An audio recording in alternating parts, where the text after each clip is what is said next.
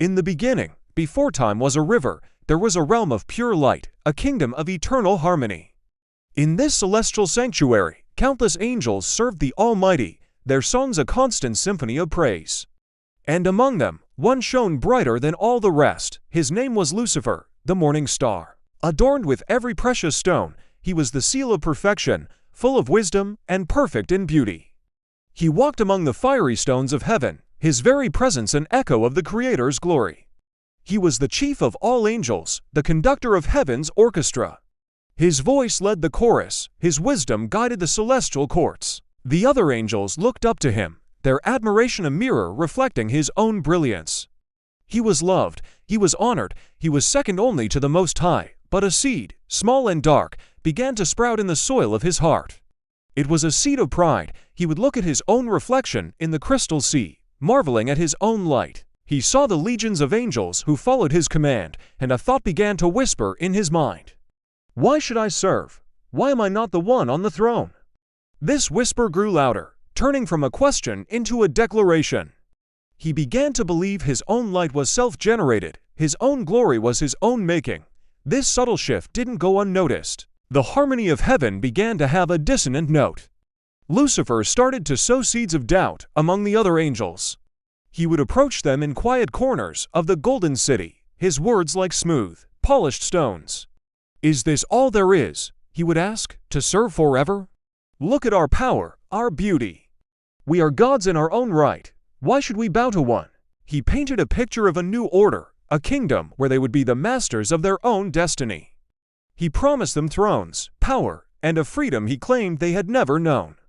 His charisma was a powerful current, and soon, a third of the angels were caught in its tide.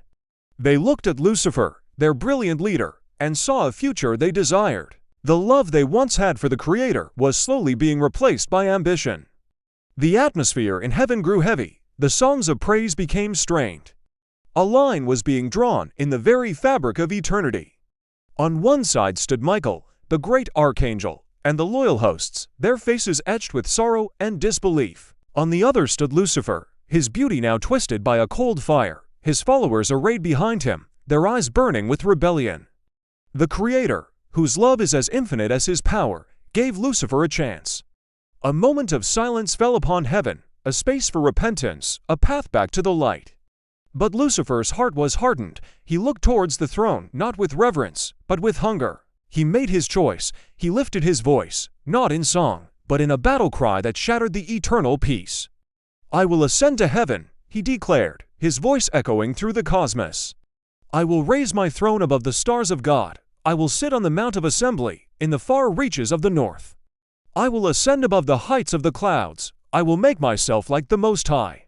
And with that, war erupted in heaven. It wasn't a war of flesh and blood, but of spirit and will, of light against encroaching darkness. Michael and his angels fought against the dragon, against Lucifer, and his rebellious host. The golden streets of heaven became a battlefield. Streaks of light clashed against shadows, hymns of loyalty against shouts of rebellion. It was a terrible, beautiful, and tragic sight. Despite their numbers, despite their fury, Lucifer and his followers could not prevail. How could they? They were fighting against the very source of their own power. Their light, once so brilliant, began to dim, corrupted by their own pride. Michael, empowered by righteousness, stood firm. His sword, a flame of pure truth, drove back the darkness. There was no longer a place for them in heaven. The rebellion had failed. Defeated, stripped of their celestial glory, Lucifer and his angels were cast out. It was a fall of unimaginable scale. They plummeted from the heights of glory, through the star-strewn expanse, down, down, down. Their forms twisted, their beauty turning monstrous, their light extinguished and replaced by an unending fire of hatred and regret. They fell from the realm of pure spirit into the newly formed physical realm, landing upon the earth. The morning star was no more. In his place was Satan, the adversary, the accuser. The green fields and warm sunlight of the young world felt alien to them. This was now their domain, their prison. The one who wanted to rule heaven was now bound to the dust of the earth. And here, his war changed. He could no longer fight for the throne of heaven, so he turned his rage towards the Creator's most beloved new creation, humanity. He saw in us the image of the one who cast him out, and his jealousy knew no bounds.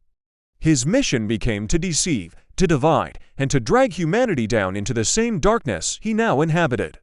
The echo of that celestial war still resounds today. It's the conflict we feel in our own hearts, the pull between hope and despair, between love and selfishness, between light and darkness. The fallen king still whispers his ancient lies, promising power and freedom while only offering chains. But the story isn't over. The fall of Satan was not the final act. It was the beginning of a new chapter, a story of redemption, where light would enter the darkness once more, not to conquer by force, but to win by love. And that is a story for another time. Thank you for watching. If this story moved you, please like, share, and subscribe for more chapters from the greatest story ever told.